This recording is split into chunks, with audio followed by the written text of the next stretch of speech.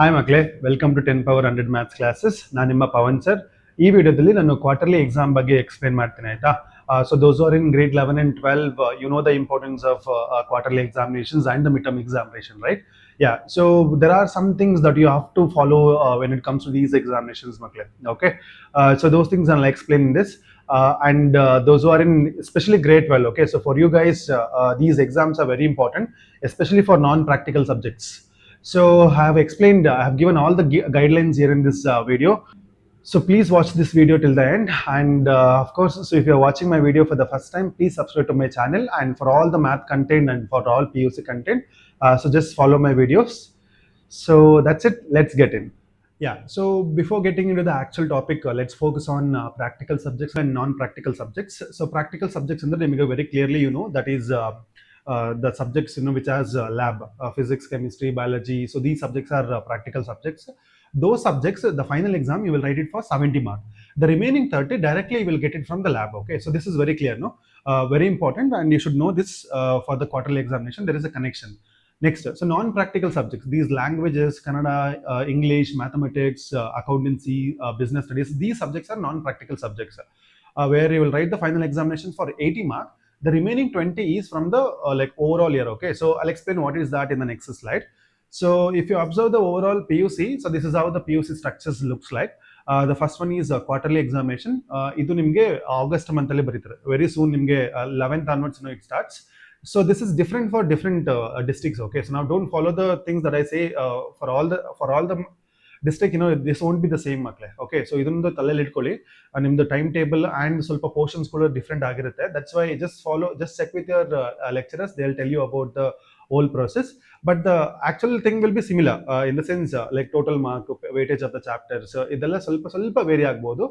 So that's why you just check with the teachers, and then they'll let you know the complete status about the quarterly one examinations. Yeah, so this will be done in the month of August. So the next one is midterm paper. Okay, right after your quarterly one, the midterm paper you will write. So this will be in the month of October, and non-practical subject you will write it for 80 mark, and the practical subjects you will write it for 70 mark. Okay, ಇದಾದ್ಮೇಲಿಂದ next quarterly two will be there in the month of December. Same, this is same like a quarterly one. Okay, so 40 mark or 35 mark paper ಇರುತ್ತೆ. So this is how the whole PUC structure is designed. So after that, like you will write preparatory examinations before the final examinations, and they'll consider some of those things. Okay, now why I'm saying why I said non-practical and the practical subject, because see, practical subjects you will not take anything from the quarterly examinations. Okay, but for non-practical subjects ಒಂದೇ ಒಂದು conditions ಇದೆ. That is ಆ 20 marks ಬರುತ್ತಲ್ಲ, ಆ 20 mark is divided into two parts. Okay, so that is now 10 mark is for assignments. So now teachers will assign some of the assignments that you have to write and submit them. So there is a criteria to solve, like correct that. After the correction, they'll give mark. Okay, that is for 10 mark. Now the remaining 10, it is best of 2. Okay, I'll explain what is that best of 2 in a clear way. Now for example, best of 2 in the sense, now 3 exams are there. Okay, so now quarterly 1, midterm examination, and quarterly 2. So quarterly examinations, very soon it is happening. Midterm examinations in the month of October, and in the December we will be doing quarterly 2. Now on the example ತಗೊಂಡಿದ್ದೀನಿ ನೋಡಿ example. So in the quarterly 1, my score is 35 mark. In the midterm I have scored 75 out of 80, and in the quarterly I have scored 25 out of 40. So if you observe these numbers carefully, here I have done well in quarterly 1 and midterm. So I have not done in quarterly 2. So best of 2 in the sense, out of these 3, the best of 2 are quarterly 1 and midterm marks. So your teacher is going to consider these 2 marks, children. Okay, so they'll enter all those. By default, the SAT's website will consider your quarterly 1 and midterm marks. So how they are going to consider this is So how they are going to consider this is, now for example, out of 40 mark, you have scored 35 mark in the quarterly one. So now they'll convert this into 10 marks. So now out of 10, what is the mark that you have scored? Now if you cross multiply, x is equal to 35 into 10 divided by 40. So you will get 350 by 40. So 0, 0 cancel. If I divide this further, now how they're going to consider this for 10 mark is, if it is 8.01. Okay, so if it is little more than 8, okay, that is considered as 9 only, makle. Okay, that is considered as 9 only.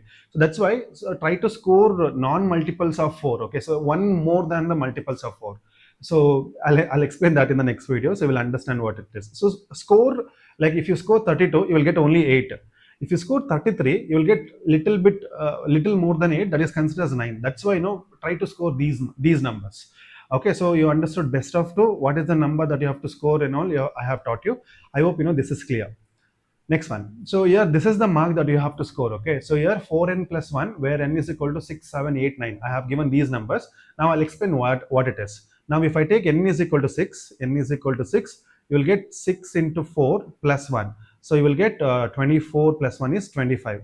If you score 25, then your mark will be 7. Because if you convert this into 10 mark, you will get 6 point something, 6 point some numbers. So that will be considered as 7.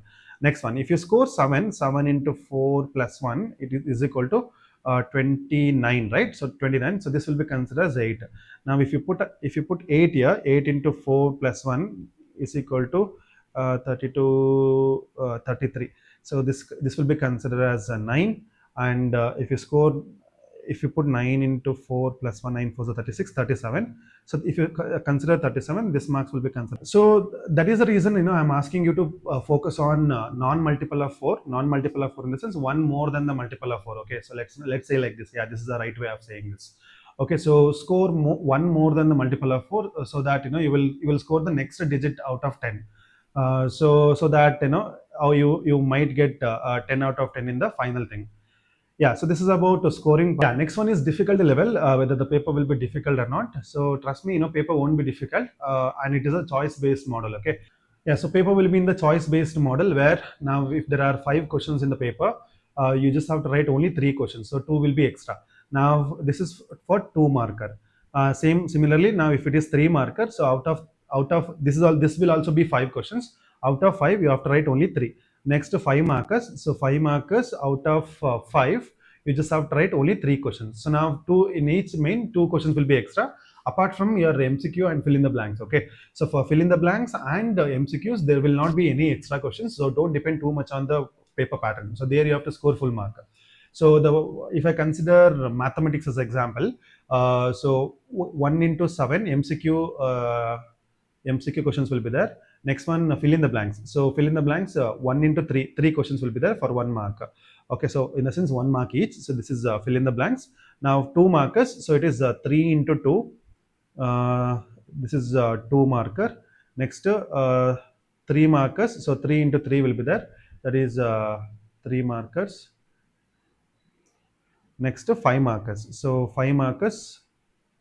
That is also 3. Okay, so 3 into 5 is that is 5 markers. So this is how the paper will be. Now this differs for subject to subject. So please check with your teachers. They'll let you know. Okay, so this is about the difficulty level and the choice-based model. Okay, this will be in the easy format only, children. So nothing to worry about the paper model. I'm sure you will refer complete syllabus, and you get to know what it is. Next one. So last one is syllabus. Okay, so syllabus, this is one thing you have to focus a lot. Why I'm saying this, because the final paper will be same for all throughout Karnataka. The same paper will be used, but for quarterly examination and the midterm examinations, each districts will follow like different pattern. Okay, so for this, don't depend on the syllabus that somebody will tell you. So please check with your teachers. They will tell you the actual syllabus that are there for quarterly, midterm, and quarterly too. In this, you have to be very vigilant, because in case if you see the syllabus of other districts, that will not be similar to your districts. That's the reason I'm saying you, like, I have not given any general comment here. Please check with your lecturers. They will give you the complete idea about syllabus, and it will be only 3-4 chapters per each exam. Okay, so this will be so easy, so easily you can score well in the quarterly examination. So I feel you can really do well, Makle. Okay, so nothing to worry about it. Yeah, if there is any doubt, easily you can check with your teachers. They will let you know. Next one. So reference. So cover the syllabus. Okay, so now for every exam, there is a prescribed syllabus. So for that, you just have to check with the teachers and refer last year papers.